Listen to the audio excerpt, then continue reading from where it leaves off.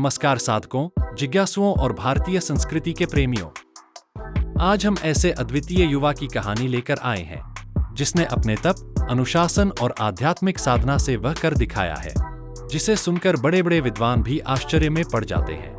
हम बात कर रहे हैं महाराष्ट्र के 19 वर्षीय वेदमूर्ति देवव्रत महेश रेखे की, जिन्होंने शुक्ल यजुर्वेद माध्यम दिन शाखा के लगभग 2000 मंत्रों वाला अत्यंत जटिल दंडक्रम पारायण मात्र 50 दिनों में पूर्ण किया। यह उपलब्धि पूरे 200 वर्षों बाद पहली बार श्रुति परंपरा की पूर्ण शुद्धता के साथ संपन्न हुई है। आज हम जानेंगे कि दंडक्रम क्या है, यह इतना कठिन क्यों माना जाता है, विद्वानों ने इसे ऐतिहासिक क्यों बताया, प्रधानमंत्री की प्रतिक्रिया क्या रही और इस अद्भुत साधना का भारतीय संस्कृति पर क्या प्रभाव पड़ेगा। तो चलिए आरंभ करते हैं एक आध्यात्मिक यात्रा। 1. दंडक्रम क्या है? दंडक्रम वेदपाठ का वह स्वरूप है जिसे वेदपाठ का मुकुट या श्रुति परंपरा का शिखर कहा जाता है। इसकी विशेषताएं: इसमें स्वरों का अत्यंत जटिल उतार चढ़ाव होता है। एक एक अक्षर का उच्चारण अत्यंत सटीकता से करना पड़ता है। इसमें मात्र अर्थ नहीं, ध्वनि, लय, स्वर और स्पंदन की पूर्ण शुद्धता आवश्यक होती है। यह साधारण पठन नहीं बल्कि एक आध्यात्मिक साधना है जिसमें शरीर, मन, स्वर, प्राण और स्मृति पूर्ण सामंजस्य में काम करते हैं। विद्वानों के अनुसार यह पारायण केवल उन्हीं लोगों के लिए संभव है जिन्होंने वेदों को जीवन का केंद्र बनाया है और जो अपूर्व श्रवण स्मृति के धनी हो। दंडक्रम के ऐतिहासिक संदर्भ: शास्त्रों में उल्लेख है कि पिछले कई शताब्दियों में दंडक्रम का संस्कारित रूप बहुत कम बार ही हुआ है। रिकॉर्डेड इतिहास में यह केवल 3 बार हुआ है। बीच के 200 वर्षों में किसी ने भी इसे उतनी ही शुद्धता से न कर पाने के कारण यह परंपरा लगभग विलुप्त मानी जा रही थी। लेकिन महेश रेखे ने इसे न केवल पूरा किया बल्कि विद्वानों के अनुसार त्रुटिरहित और सबसे कम समय में पूरा किया गया दंडक्रम कहलाया।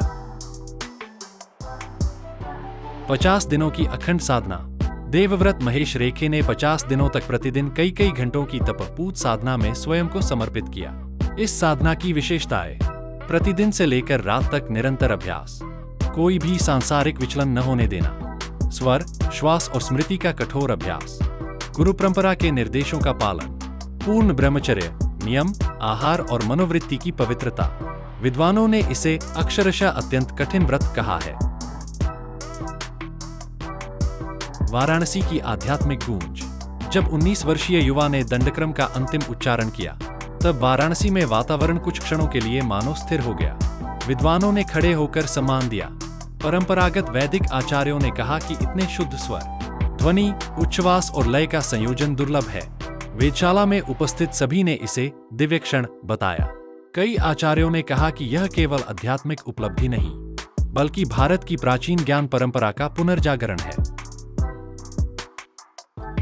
प्रधानमंत्री की प्रतिक्रिया: इस दिव्य उपलब्धि ने देश भर का ध्यान खींचा और प्रधानमंत्री ने स्वयं प्रतिक्रिया देते हुए इसे भारतीय संस्कृति की भव्य विजय बताया। उन्होंने कहा कि जब एक 19 वर्षीय युवा इतनी प्राचीन और कठिन परंपरा को जीवित करता है तो यह संपूर्ण राष्ट्र की आध्यात्मिक चेतना को जागृत करता है। भारत सरकार के कई मंत्रालयों ने भी इस उपलब्धि की सराहना की। यह उपलब्धि क्यों अत्यंत दुर्लभ है? दंडक्रम तभी शुद्ध माना जाता है जब एक भी स्वर गलत न हो, एक भी मंत्र का क्रम न बदले, ध्वनि की आवृत्ति और उच्चारण वेद की मूल ध्वनि से मेल खाए, अखंडता बनी रहे, बीच में विराम न आए। इसीलिए इसे युगों में एक बार होने वाली उपलब्धि कहा जाता है। देवव्रत रेखे का वैदिक ज्ञान: कम उम्र में महान उपलब्धि। आज की युवा पीढ़ी जहां आधुनिक करियर और तकनीक में व्यस्त है, वहीं 19 वर्ष की उम्र में इतनी गहन वैदिक साधना असाधारण है। उनकी विशेषताएं: असाधारण स्मृति और ध्यान, स्वर शुद्धता में विलक्षण प्रतिभा, तपस्वी जीवन शैली, गुरु परंपरा के प्रति गहरी निष्ठा, बचपन से वेद पाठ में प्रवृत्ति। विद्वानों का कहना है कि ऐसे बाल ब्रह्मचर्यों के कारण भारत की आध्यात्मिक जड़ों की रक्षा होती है। यह उपलब्धि भारत और वैदिक संस्कृति के लिए क्या संदेश देती है? भारत की प्राचीन परंपरा आज भी जीवित है। युवा पीढ़ी में अभी भी वह ऊर्जा है जो सनातन ज्ञान को आगे बढ़ा सकती है। वेद आज भी ज्ञान, विज्ञान और चेतना का सबसे बड़ा स्रोत है। यदि परंपरा और तकनीक मिल जाए तो यह ज्ञान दुनिया को नई दिशा दे सकता है। आने वाली पीढ़ियों के लिए यह प्रेरणा है कि साधना का फल अद्भुत होता है। विद्वत मंडल की सराहना और भविष्य की संभावनाएं। इस उपलब्धि के बाद कई आचार्यों ने सुझाव दिया कि देवव्रत रेखे को राष्ट्रीय स्तर पर सम्मानित किया जाए। वेधशालाएं उनकी साधना को एक शोध विषय के रूप में भी ले सकती हैं। विद्वान मानते हैं कि यह उपलब्धि विश्व भर में वैदिक अध्ययन को नई दिशा देगी। आध्यात्मिक दृष्टि से इसका प्रभाव। वेदों की ध्वनि को ब्रह्मांडीय ध्वनि कहा गया है। दंडक्रम जैसे स्वरूप मन, प्राण और चेतना को शुद्ध करते हैं, ऊर्जा के नए आयाम खोलते हैं, वातावरण में सकारात्मक स्पंदन पैदा करते हैं, साधक के भीतर अद्भुत प्रकाश जागृत करते हैं। इस प्रकार यह केवल पठन नहीं, एक आध्यात्मिक जागरण है। मित्रों, 19 वर्षीय वेदमूर्ति देवव्रत महेश रेखे द्वारा 200 वर्षों बाद किए गए दंडक्रम पारायण की सफलता केवल एक उपलब्धि नहीं, बल्कि भारत के वैदिक ज्ञान गौरव की पुनर्स्थापना है। इससे सिद्ध होता है कि यदि मन में श्रद्धा हो, साधना में अनुशासन हो और गुरु का मार्गदर्शन मिले तो असंभव भी संभव हो जाता है।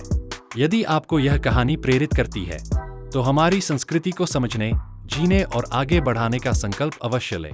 और हाँ, अगर आपको ऐसा ही आध्यात्मिक, प्रेरणादायक और ज्ञानवर्धक कंटेंट पसंद है तो मेरे चैनल द लाइफ लैब को जरूर सब्सक्राइब करें। आपका एक लाइक और सब्सक्रिप्शन सनातन ज्ञान को आगे बढ़ाने में मेरी मदद करता है। धन्यवाद।